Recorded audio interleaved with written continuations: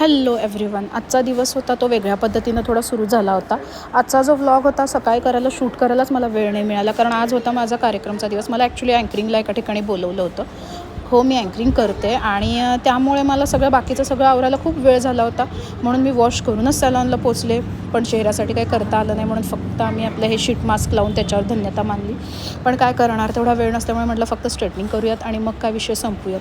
अशा पद्धतीनं आमचा डे सुरू झाला. मी फक्त मग आता तुम्ही पहिल्याचे केस बघितले असतील की बाबा एक बघा, हा होता पहिलाचा लूक आणि त्याच्यानंतर हेअर साधे स्ट्रेट जरी केले तरी किती लूक आपला चेंज होतो. आपण स्वतःसाठी इतर वेळी कधीच काही वेळ नाही काढू शकत, पण असे ज्यावेळी आपले काही फंक्शन्स असतात, इव्हेंट्स असतात, तेव्हाच आपल्यासाठी स्वतःसाठी आपण तयार होतो. असं काही थोडासा मी सुद्धा जो काही मेकअपचा कोर्स केलेला आहे त्याच्यामध्ये अशा प्रकारे मी माझा स्वतःचाच मेकअप केला, कारण त्यावेळी माझ्याकडे वेळच नव्हता. खूप बाकीची सगळी कामं झाली होती. मग मी तयार झाले. तेव्हा माझ्या लक्षात आलं की आपण इतर वेळी आणि बेबी झाल्यानंतर तयार होण्याची आपली प्रोसिजर असते ती खूप बदललेली असते. त्यामुळे लक्षात आलं की अरे, मी तर लेन्स घालायचीच विसरलेली आहे.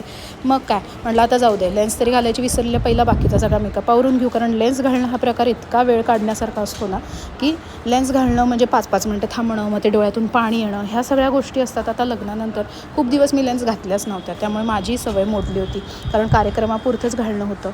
त्यामुळे अँकरिंगचा सुद्धा मी खूप दिवसांनी कार्यक्रम हातात घेतला होता. पण ठीक आहे म्हटलं, कारण आपली सवय आणि आपली कला ही सुटता कामा नये.